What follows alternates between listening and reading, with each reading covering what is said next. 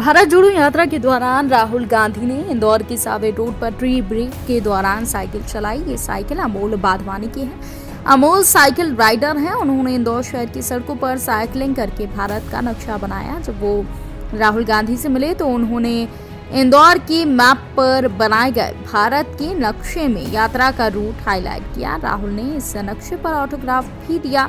अमोल के साथ बादाम भी खाई।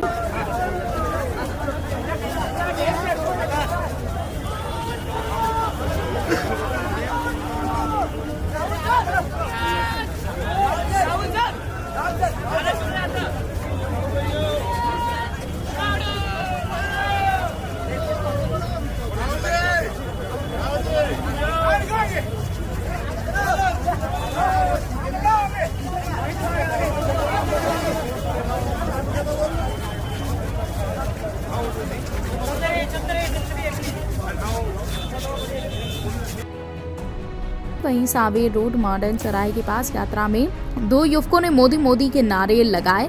राहुल गांधी रुके और पुलिस से कहा कि बुलाओ उन्हें। तब तक दोनों युवक भाग चुके थे। मोदी, मोदी, मोदी।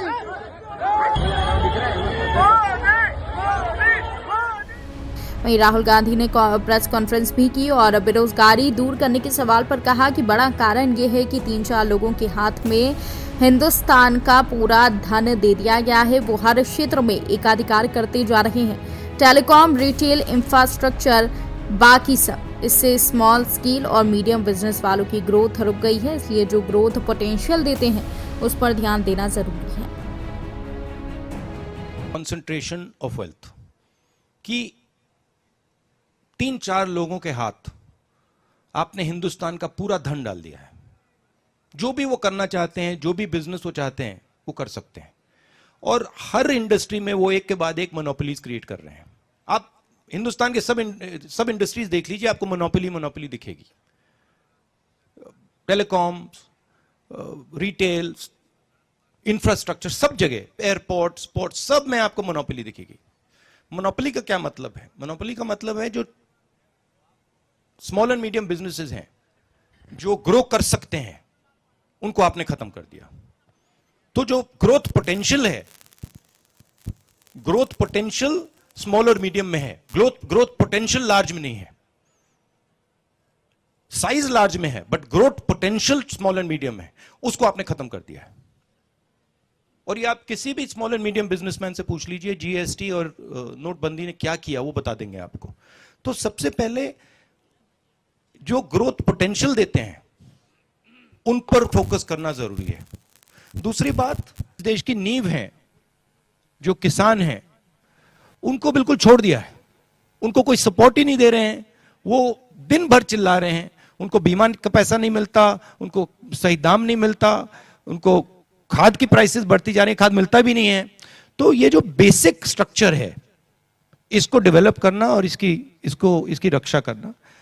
दूसरी बात, जो ब्लेटेंट प्राइवेटाइजेशन हो रहा है इंडस्ट्री का, स्कूल्स का, कॉलेजेस का, यूनिवर्सिटीज का, हॉस्पिटल्स का, हमारी सोच इसके बारे में फर्क है।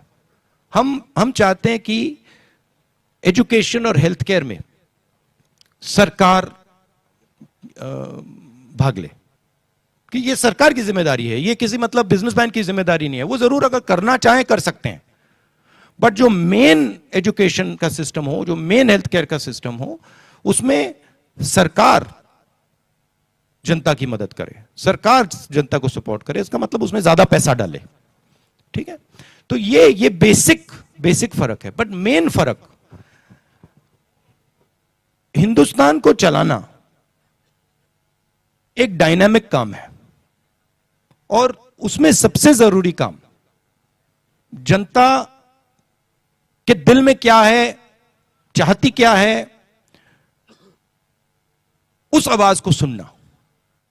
तो आप अगर जनता की आवाज को सुनोगे तो आपको इंडिकेशन मिल जाएगा। जैसे मुझे याद है, यूपीए की सरकार थी, हमने मनरेगा किया और मजदूरों की मदद की, और 1-2 साल बाद हमारे पास किसान आए और उन्होंने बहुत अच्छी तरह हमें समझाया कि देखिए, आपने मजदूरों की मदद की, उनका रेट बढ़ गया, हमारा कॉम्पनसेशन क्या है, हमें भी कॉम्पनसेशन मिलना चाहिए। और जैसे ही उन्होंने ये रैशनल बात हमें बताई, हमने उसको एक्सेप्ट किया और हमने कर्जा माफ किया। तो मेरा कहना है कि ये देश डायनामिक देश है, इसको आप किसी रिजिड स्ट्रक्चर के साथ नहीं चला सकते। और बीजेपी इस देश की आवाज नहीं सुन रही, आरएसएस बीजेपी इस देश की आवाज नहीं सुन रही है, और वो रिजिड तरीके से देश को चला रहे हैं। उनके जो आइडिया है, उनकी जो सोच है, उससे वो चला रहे हैं। देश हिंदुस्तान की सोच से चलना चाहिए, सरकार की सोच से नहीं चलना चाहिए। इसलिए जैसे मैंने जयराम रमेश जी ने मुझे डायरेक्शन दिया, मुझे एडवाइस दी, मैंने सुना। नहीं, बहुत जरूरी बात है, बहुत जरूरी बात है। और मैं सिर्फ जयराम रमेश जी की बात नहीं कर रहा हूं, जो भी मुझे कुछ कहता है मैं सुनता हूं, कहता हूं ठीक है, इसमें लॉजिक है तो करना चाहिए।